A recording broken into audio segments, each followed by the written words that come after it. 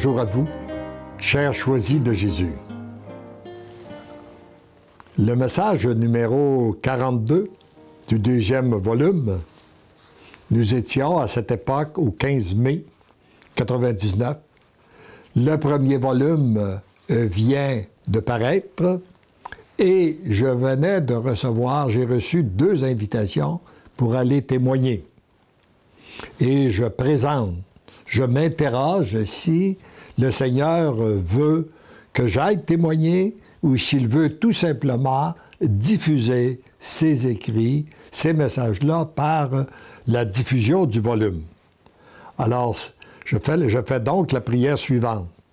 Seigneur Jésus, je veux vous présenter les 2 premières invitations d'aller présenter le volume.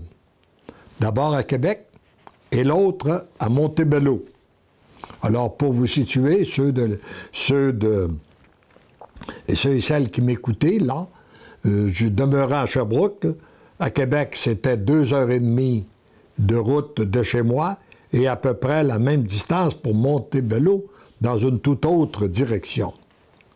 Quelle réponse devons-nous donner pour être conformes à la volonté du Père? Je ne désire qu'une chose, faire sa volonté. Merci d'entendre et d'exaucer ma prière. Je me place à votre écoute et j'accueille votre amour. Je vous aime. Voici la réponse. Mon tout petit, la volonté de mon Père, c'est que son amour se répande à travers la terre. Tu es l'un de ses choisis pour répandre son amour. Tu es bien conscient, par les commentaires et témoignages entendus, que ce n'est pas toi qui aurais pu écrire un volume capable de toucher autant de cœurs, autant les cœurs. C'est sûr, d'autant plus que j'ai toujours cru que je n'avais pas de talent pour écrire, que je n'ai jamais aimé écrire. Alors c'est sûrement pas moi qui aurais été capable de faire ça. Seul Dieu a un tel pouvoir, tant auprès de celui qui écrit qu'auprès de celui qui lit. Je t'ai dit de ne pas te figer sur l'un ou l'autre des moyens que le Père utilise à travers toi.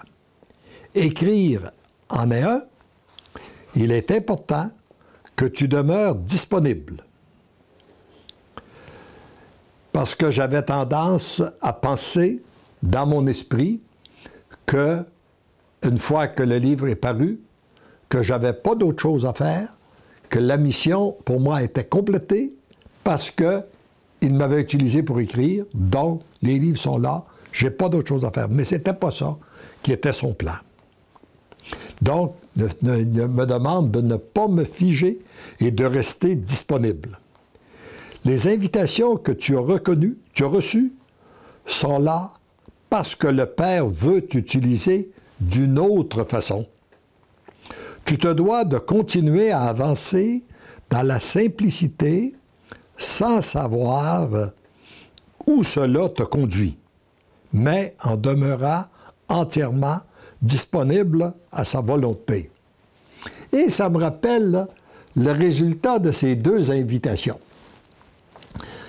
Et je trouve ça très amusant quand je regarde la quantité de personnes que le Seigneur a rejoint depuis ce temps-là, depuis 15 ans, à travers les conférences, les 30 voyages que j'ai faits en Europe et qu'il continue de faire à travers les CD, les DVD, etc., etc.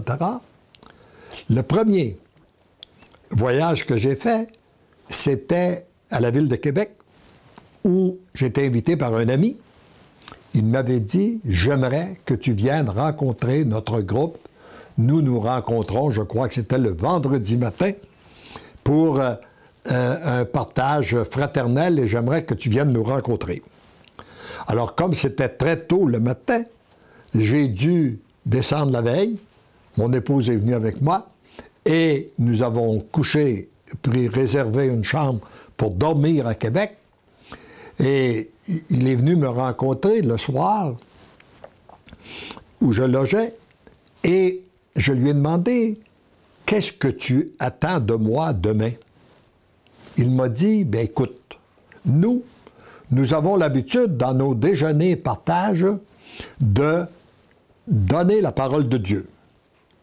Puis après, nous donnons 3 minutes à chaque personne pour commenter la parole de Dieu. Lorsque viendra ton tour, eh bien, si tu veux parler des volumes, dans les 3 minutes que tu auras, tu pourras en parler. Alors, je ne vous cache pas que faire 5 heures de route, aller-retour, plus dormir, et j'ai bien accueilli cela. En fait, dans les 3 minutes, je n'ai même pas parlé du volume. Mais j'en ai parlé par après, et ce fut une occasion aussi. Les volumes, ça a favorisé, pareil, la diffusion.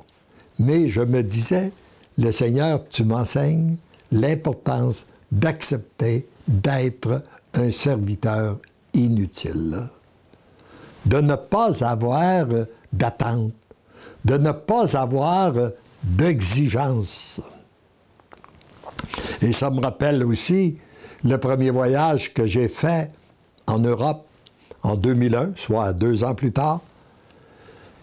Et avant de quitter le Québec, j'avais relu un message dans lequel il disait qu'il répandrait beaucoup de grâce à l'occasion de ce voyage-là, mais toi, tu y es pour bien peu de choses. Ce que j'accepte volontiers, je lui avais demandé, pourrais-tu me donner une image de quelle façon que tu me vois à l'occasion d'un voyage comme ça? Et l'image qui m'a monté, c'est un tuyau d'arrosage. Quelque chose qui n'a pas de valeur, qu'on laisse dans le jardin, mais lorsque les fleurs sont en train de dépérir, les plantes, on s'en sert pour donner une nouvelle vie aux fleurs et aux plantes. Et là, je veux te donner, je veux te servir de toi pour aller arroser mes belles fleurs en Europe. Alors, et après que, donc, je me suis dit aussi, je n'aurai aucune attente, aucune exigence. Je ne connais pas les gens qui m'accueillent, je connais rien, je ne sais pas où je vais aller, mais je me laisse guider, j'accueille ces gens-là, déjà, je les aime puisque c'est toi qui me les mets sur la route, et ils me conduiront là où ils voudront, je mangerai qu'est-ce qu'ils apporteront sur la table, je dormirai là où ils voudront que je dorme, et je parlerai quand ils voudront que je parle, et donne-moi la grâce de me taire lorsqu'ils m'auront assez entendu. Et à ma grande surprise, j'ai été accueilli d'abord avec beaucoup d'amour, et après quelques jours de voyage, nous étions dans une abbaye, pris un repas en silence, et je me disais, mais Seigneur, es-tu sûr que tu t'es pas trompé? Tu m'as dit que tu me choisissais pour être un tuyau d'arrosage, et moi, partout où je vais, je me fais arroser de ton amour. Alors, plus on veut donner, plus le Seigneur nous utilise, en même temps qu'il nous utilise, il nous comble.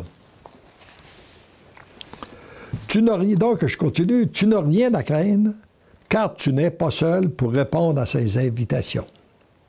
Tu es accompagné de la cour céleste et plus près de toi, ma Sainte Mère. Réponds à l'invitation de l'une comme de l'autre.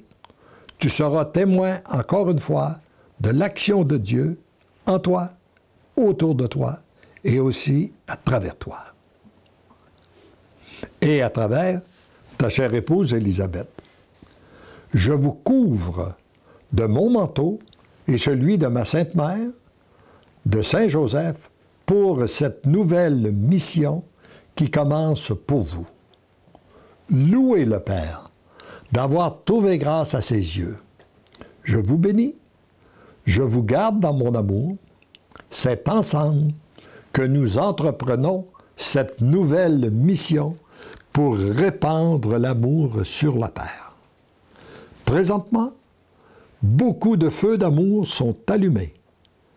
Plus ardemment chacun d'eux flambera, plus rapidement la terre entière sera embrasée du feu de son amour feu. Merci de répondre à mon appel. Tendrement et follement, je vous aime. Tendrement et follement, je t'aime. Heureux, heureuses sommes-nous d'être ces petits feux que le Seigneur allume un peu partout à travers le monde pour construire cette civilisation de l'amour.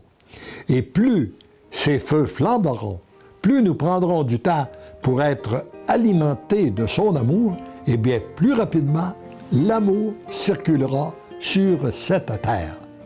Amen.